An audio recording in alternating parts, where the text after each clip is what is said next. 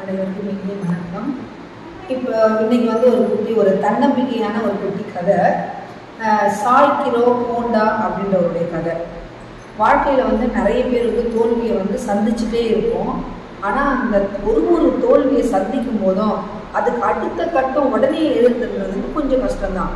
ஆனால் இவருடைய வாழ்க்கையில் சாய்கிரோ ஹோண்டா என்ன பண்ணுறாருன்னு பார்த்தீங்கன்னா, இந்த உலோகத்தை எல்லாமே உருக்குவாங்க இல்லைங்களா, அதை மாதிரியான ஒரு உருக்கக்கூடிய ஒரு ஆலையை தொடங்கணும் அப்படின்னு சொல்லிட்டு தன் தந்தைக்கிட்ட சொல்கிறாரு. அவர் சொல்கிறாரு, படிக்கிற வேலையை மட்டும் பாரு, நீ எப்படி இது எதுவுமே பண்ண தேவைன்னு சொல்லிட்டு நிறைய திட்டு, சாப்பிடும்போது போகும்போது வரும்போது தேவையில்லாமல் திட்டிகிட்டே இருக்காரு. ஏன்னா அந்த ஒரு இதுவை சொல்லிட்டான், படிப்பை விட்டுட்டு வேறு எதுக்காவது போயிட போகிறான்னு சொல்லிட்டு. நண்பர்கள்கிட்ட போய் சொல்லும்போது நண்பர்கள்கிட்டையும் அதே மாதிரியான ஒரு எதிர்வினை தான் வருது. ஆனால் என்ன பண்ணுறாருன்னு பார்த்தீங்கன்னா, அதை மாதிரி செஞ்சே ஆகணும்னு சொல்லிட்டு சில மிக பெரிய உழைப்புக்கு அப்புறம் சில நண்பர்களோட சேர்ந்து இந்த உலோகம் உருக்கும் ஆலையை ஒரு சின்ன இது மாதிரி தொடங்கிட்டு டொயோட்டா கம்பெனி கிட்ட போயிட்டு அதை போய் கொடுக்குறாரு. இந்த மாதிரி நான் உலோகத்தில் உருக்குவேன், அந்த ஒரு இது கண்டுபிடிச்சிருக்கேன்னு சொல்லிட்டு அவங்க பார்க்குறாங்க. பார்த்த உடனே இதெல்லாம் சரிப்பட்டே வர இதுக்கு சரியாக வர மாதிரி தெரியல, நிறைய குறைகள் இருக்குது அப்படின்னு சொல்லி அனுப்பிட்டாங்க. வந்துட்டார். திரும்பவும் என்ன பண்ணாரு, இன்னும் கொஞ்சம் முயற்சி பண்ணுறாரு. முயற்சி பண்ணிட்டு திரும்பவும் டொயோட்டா கிட்ட கொண்டு போய் கொடுத்த உடனே அவங்க சொல்கிறாங்க, ஓகே நல்லா சூப்பராக இருக்குன்னு சொல்லிட்டு இவருக்கு அங்கீகாரம் தரப்பட்டது. அங்கீகாரம் கிடச்சி நிறைய சில ஆட்களெல்லாம் சேர்த்து என்ன பண்ணாங்கன்னா அந்த இடத்த புதுப்பிக்கணும். புதுப்பிக்கலான்னு பார்க்கும்போது பார்த்தீங்கன்னா, ஒரு கட்டடம் பண்ணுறது சிமெண்ட் ரொம்ப முக்கியம். அந்த நேரத்தில் உலக போர் நடந்துட்டு இருக்கிறதால சிமெண்ட் மூட்டை ஜப்பானில் ரொம்ப தட்டுப்பாடு. 10 மூட்டைக்கு மேலே கிடைக்கல. சிமெண்ட்டை தவிர வேற ஒரு கலவையை கண்டுபிடிச்சு அது மூலிமா கட்டடத்தை கட்டி முடிச்சுட்டாரு. அவருடைய ஆலையை தொடங்கி நடத்திட்டே இருக்கும்போது என்னாச்சுன்னு பார்த்தீங்கன்னா, போர் ஜப்பான் மேலே போட்ட குண்டால இவருடைய கம்பெனி முழுவதுமாக பாதிக்கப்பட்டது.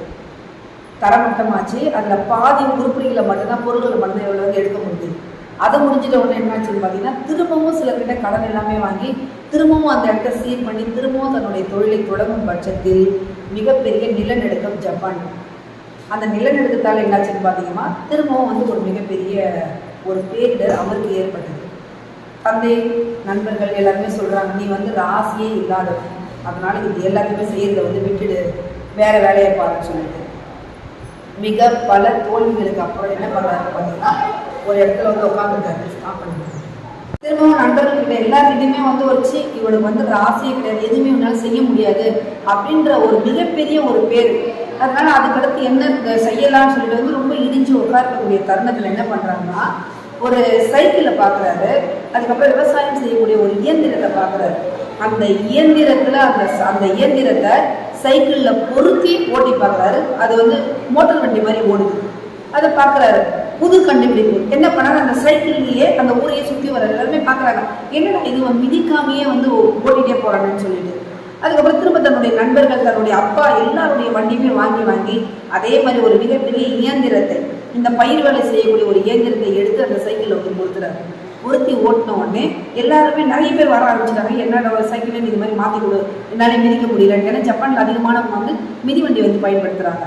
எல்லாருமே கொண்டு என்ன பண்ணாங்கன்னா, சரி இதையும் ஒரு தொழிலாக தொடங்கலாம்னு சொல்லி பார்க்கும்போது முதலீடு கொடுக்கறதுக்கு யாருமே முன் வரல.